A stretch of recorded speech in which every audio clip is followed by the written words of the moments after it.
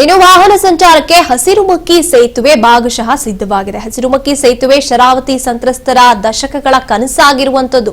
ಹಲವು ದಶಕಗಳ ಕಾಲ ದ್ವೀಪದಂತಾಗಿತ್ತು ಅಲ್ಲಿನ ಗ್ರಾಮಗಳು. ಹೊಸನಗರ ತಾಲೂಕಿನ ನಿಟ್ಟೂರು, ಸಂಪೇಕಟ್ಟೆ, ಎಸ್ಎಸ್ಒ ಗ್ರಾಮ ಪಂಚಾಯಿತಿ ಹಾಗೆಯೇ ಸುತ್ತಮುತ್ತಲ ಗ್ರಾಮಗಳು ಹಸಿರುಮಕ್ಕಿ ಸೇತುವೆ ಈಗ ಸಿದ್ಧವಾಗಿದೆ. ಅವರಿಗೆ ಹಸಿರುಮಕ್ಕಿ ಸೇತುವೆ ಶರಾವತಿಯ ಸಂತ್ರಸ್ತರ ದಶಕಗಳ ಕನಸಿದು.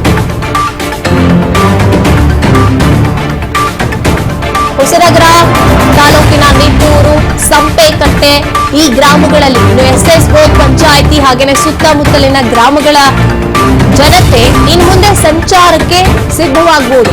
ಗ್ರಾಮಸ್ಥರ ಬಹುದಿನದ ಕನಸು ಈಗ ನನಸಾಗಿದೆ. ವಾಹನ ಸಂಚಾರವನ್ನ ಮಾಡಬಹುದು ಈ ಹಸಿರುಮಕ್ಕಿ ಸೇತುವೆಯ ಮೂಲಕ. ನೋಡಿ, ನಾವು ನೋಡ್ತಾ ಇದ್ವಿ ದೃಶ್ಯದಲ್ಲಿ ಸಂತ್ರಸ್ತರು ಎಲ್ಲಿಂದ ಎಲ್ಲಿಗೆ ಅಂದ್ರೆ ಬೇರೊಂದು ಕಡೆಗೆ ಸಂಚರಿಸಬೇಕು ಅಂದ್ರೆ ನೀರಿನ ಮೂಲಕ ಸಂಚರಿಸಬೇಕಾಗಿತ್ತು. ಸೇತುವೆ ಒಂದ್ ರೀತಿಯಾಗಿ ಅವರ ಸೇತುವೆಯನ್ನೇ ನಂಬಿಕೊಂಡಿರುವಂತದ್ದು ಸಂಚಾರಕ್ಕಾಗಿ ಸಿದ್ಧವಾಗಿದೆ ಈಗ ಹಸಿರುಮಕ್ಕಿ ಸೇತುವೆ.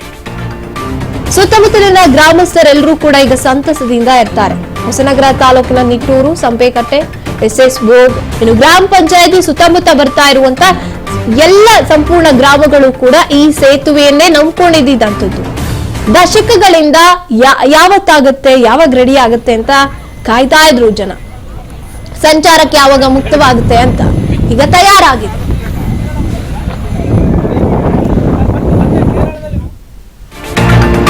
ತುರ್ತು ಪರಿಸ್ಥಿತಿಯಲ್ಲೂ ಕೂಡ ಮರುದಿನದವರೆಗೆ ಕಾಯಬೇಕಾಗಿತ್ತು.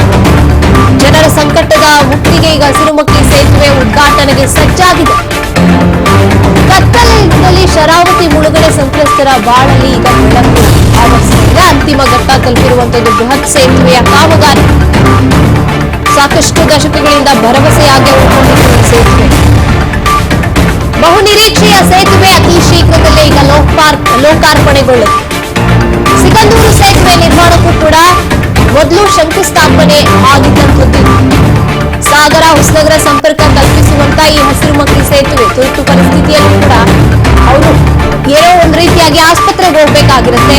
ಆಗ ಅವರು ಅವತ್ತಿನ ದಿನಾನೇ ಹೋಗೋಕಾಗ್ತಿರ್ಲಿಲ್ಲ, ನೆಕ್ಸ್ಟ್ ಡೇ ವರೆಗೂ ಕಾಯ್ಬೇಕಾಗಿತ್ತು. ಅಂತ ಸ್ಥಿತಿ. ಸಿಗಂದೂರಿನ ಸೇತುವೆ ಏನ್ ನಾವು ನೋಡ್ತೀವಿ, ಅಲ್ಲಿಗಿಂತ ಮೊದಲೇ ಶಂಕುಸ್ಥಾಪನೆ ಆಗಿತ್ತು ಈ ಹಸಿರುಮಕ್ಕಿ ಸೇತುವೆ. ಆದ್ರೆ ಸೇತುವೆ ಕಾಮಗಾರಿ ಮಾತ್ರ ಸಂಪೂರ್ಣವಾಗಿ ಆಗಿರ್ಲಿಲ್ಲ. ಸಂಚಾರ ಮಾಡೋದಕ್ಕೆ ಮುಕ್ತವಾಗಿ ಅವಕಾಶ ಸಿಗ್ತಾ ಇರ್ಲಿಲ್ಲ. ಈಗ ಕಂಪ್ಲೀಟ್ಲಿ ರೆಡಿ ಇದೆ, ಲೋಕಾರ್ಪಣೆಗೆ ತಯಾರಾಗಿದೆ. ಶೀಘ್ರದಲ್ಲೇ ಉದ್ಘಾಟನೆ ಆಗುತ್ತೆ. ಈಗ ಜನತೆ ಅಲ್ಲಿ ಆರಾಮಾಗಿ ಸಂಚಾರವನ್ನ ನಡೆಸಬಹುದು. ಏನಾದ್ರೂ ಒಬ್ರಿಗೆ ಹೆಚ್ಚು ಕಡಿಮೆ ಆಯ್ತು ಅಂದ್ರೆ ಅವ್ರು ಇದನ್ನೇ ನಂಬ್ಕೊಂಡಿರ್ಬೇಕಾಗಿತ್ತು.